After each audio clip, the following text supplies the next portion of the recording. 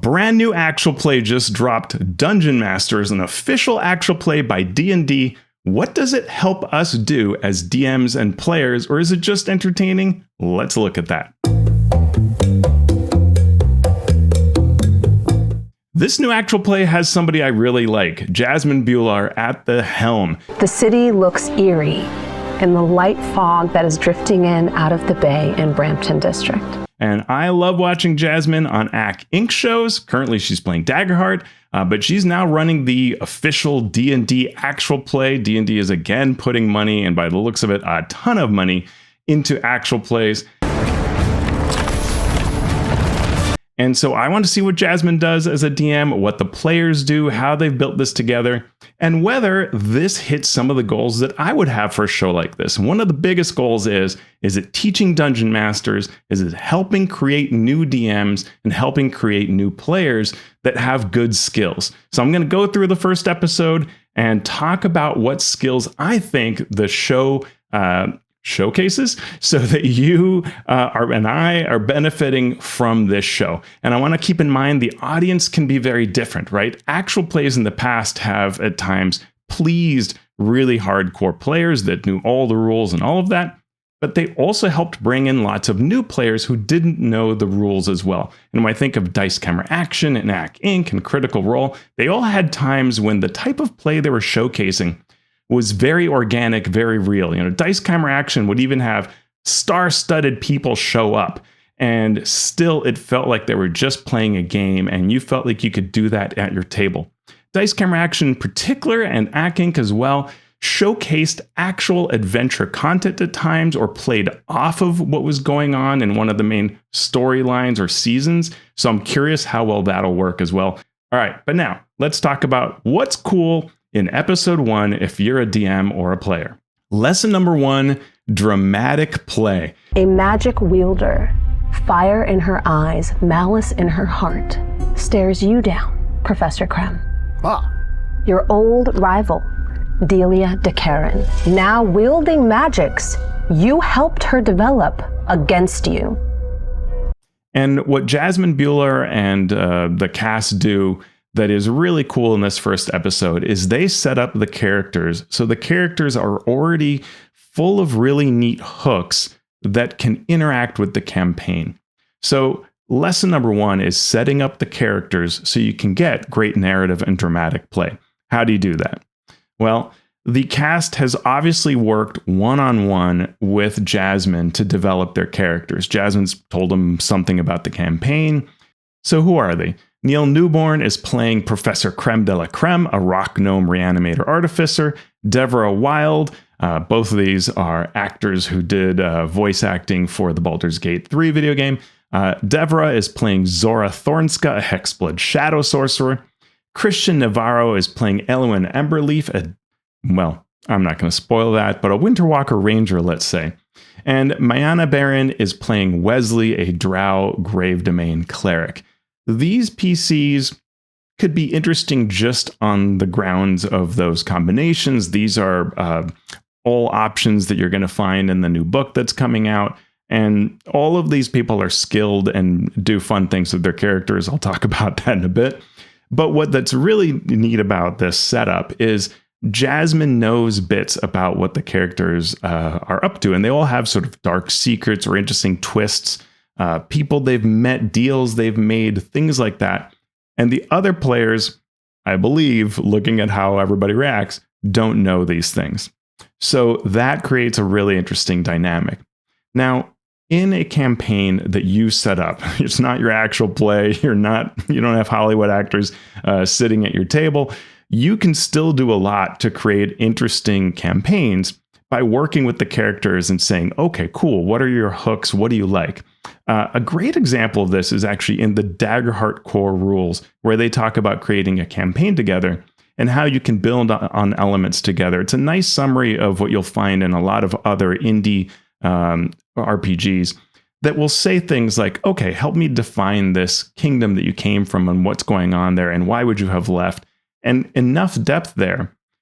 And here's the important part, that you as DM can take that information and play with it, right? You can get payoff in the campaign you run because the characters gave you these pieces that you allowed to be tied into the world and even shape the world a bit.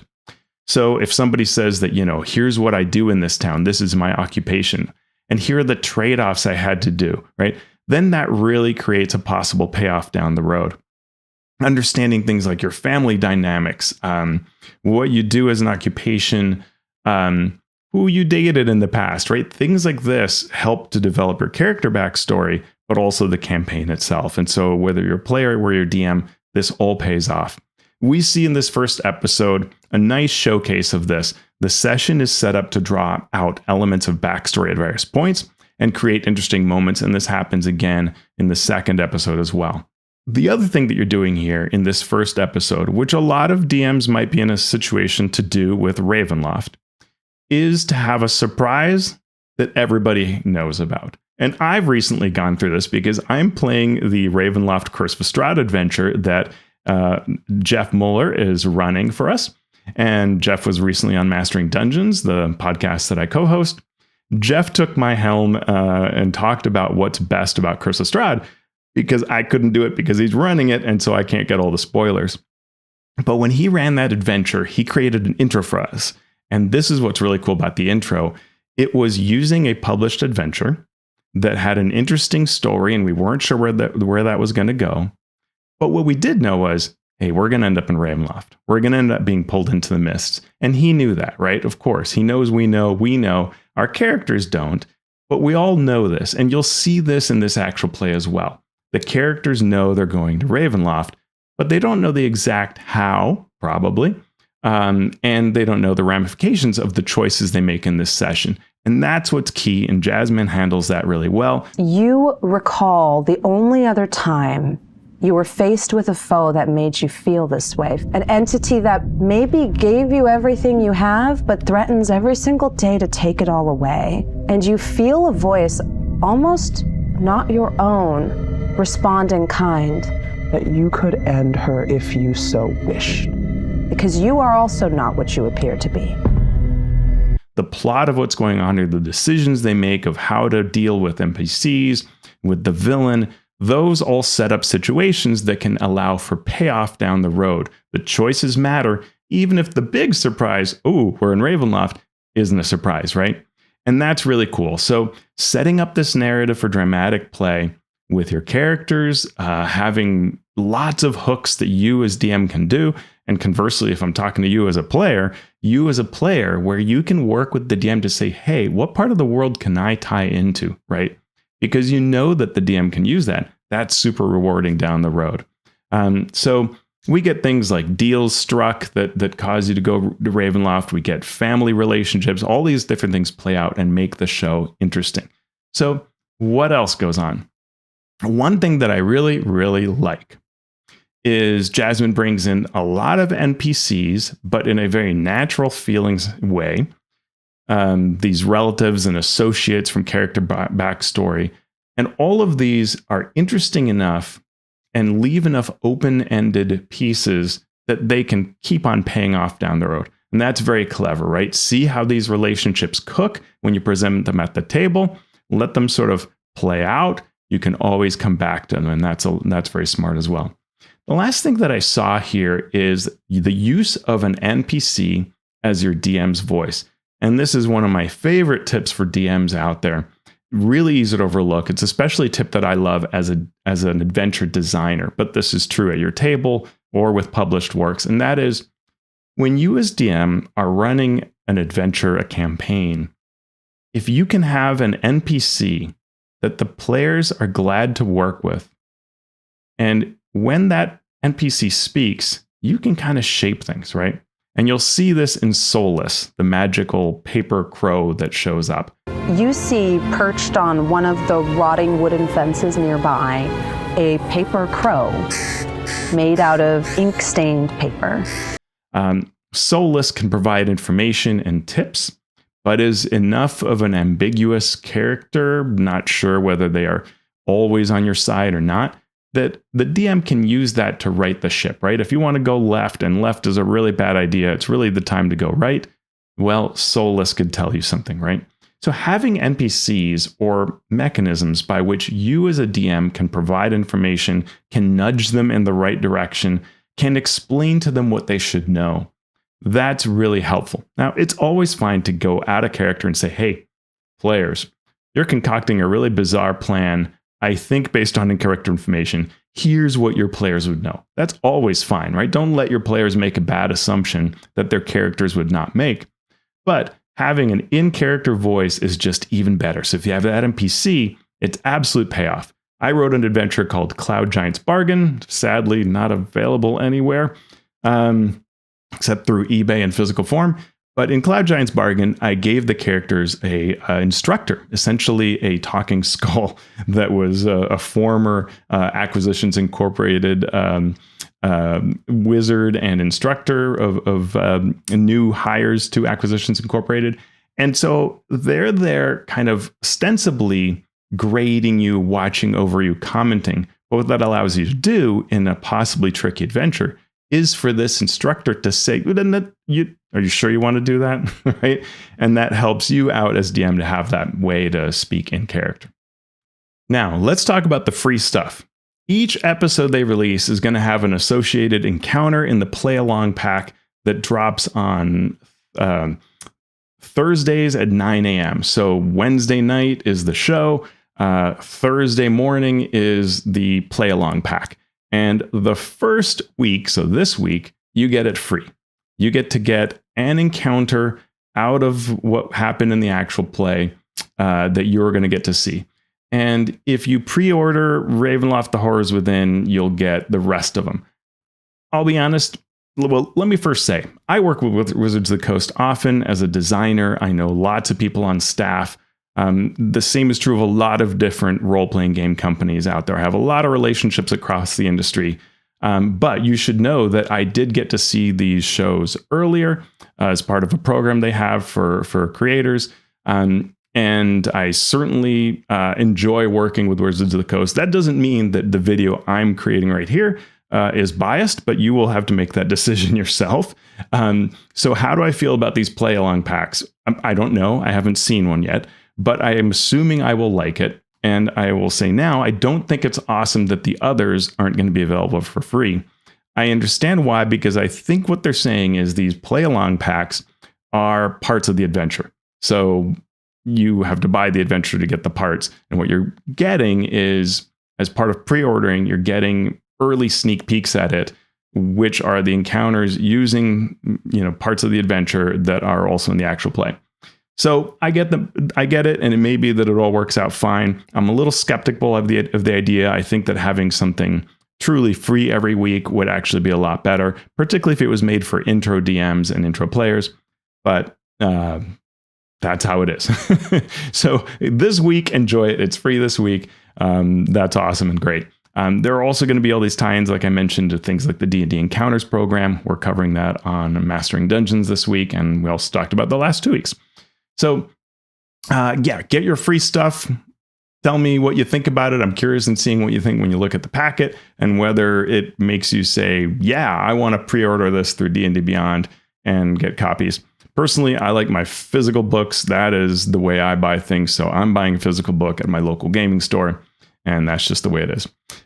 So I'm going to share a few more things that I really liked about the show. First is the cast. Very fun to watch. Mayana is really good with the rules, much like Jasmine is in AC Inc.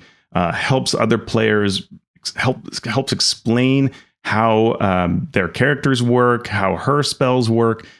Really excellent. And be that kind of player, model player for everybody else.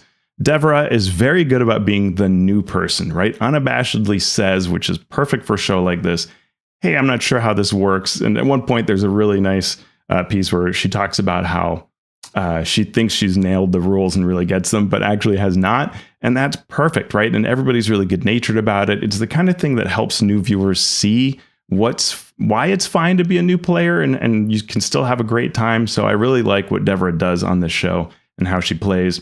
Neil nails role-playing constantly. His character is full of fun quirks, mannerisms, descriptions of what they're doing. I am a scientist of some renown where we come from, another academic to an academic, And of course, on top of the natural talent of creating a voice, as he and the other cast members have, he and Deborah in particular are really skilled at that. But Neil just shows you, it's one of those players that when you sit at their table, as I often do at conventions, and you just see this player that just nails being a really cool character, you learn from that as a player. And so I love that Neil is there to teach people how to make a really awesome, quirky, fun to interact with character.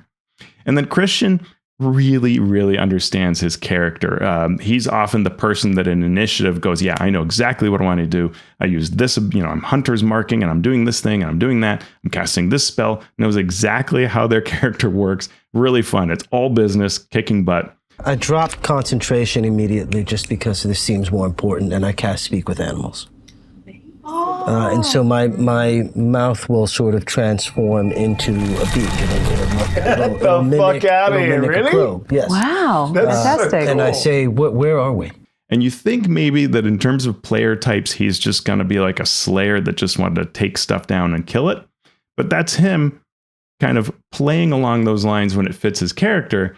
Then he shows you in episode 2 his ability to really turn on the drama, and has one of the most dramatic moments in episode 2. By the way, I'm not going to spoil anything on this show. I should have said this. And when I talk about episode 2, if there's interest in this video, I will again not spoil the show in any major way. What else did I love? I love the sound effects. It reminds me of Force Grey, which use that kind of technique that gives it a little something that keeps you interested in what you're watching. The sound effects are very Baldur's Gate, it seemed to me, which is cool. I thought that was fun. They have overlays that explain the rules. That's also great. Really helps for new players, which I like to see. So they do things like when they are Deborah is using her sorcerer's ability to regain a spell slot and meta magic, and there's an overlay that explains spell slots. So you just kind of get the overarching concept. Very cool. Saving throws, all of that is explained through these little pop-ups. That's pretty neat. Now, this cast is really accomplished, and one of the things that I do miss a bit with actual plays overall is older actual plays were like a bunch of friends just getting together and playing, and you really got to appreciate that. It felt very real, very, very organic. Ack Inc. still has that. I feel like I'm just watching a bunch of knuckleheads play, But a lot of actual plays now, it feels like they're trying to take the most dramatic moment they've ever seen on an actual play and do that all the time. That said, this show's pretty reasonable. It's not over the top too often. And so I think while it's a little bit heavy on the acting and so on, hopefully new players can see it. And rather than say, oh, that's unattainable, they can say, oh, I could pick up some skills here. And maybe my game could someday be like this. Somewhat. It's in the middle. But not as bad, honestly, as I feared. So it's very entertaining, right? And the survey I did talked all about how folks said that if they were going to watch this, entertainment was a big reason for it. So, probably this is the way to do it, and not my way, which would be to have a bunch of people that feel more like my friends that I play with, where we do a mix of things. Sometimes it's high drama, sometimes it's silliness, sometimes it's talking to one another, but it's very down to earth and grounded, right? All right. So that's it. That's my review of episode 1 and what I thought was really useful as a DM or player. Tell me if you found something different and if you enjoyed the fact that I covered this actual play in this way, because maybe I'll do episode 2 or episode 3 and we'll see how it goes from that, right? A lot of things I want to talk about. And if I can use this actual play as a vehicle to connect with folks and showcase different parts of the game and it feels more useful to you, that would be cool. So I hope that helps. Thank you to all the Patreon supporters that help make this possible. I've been trying to share some more things recently on what I'm up to, some really neat projects. So I hope to see your comments on that, and I will see you next time on this channel.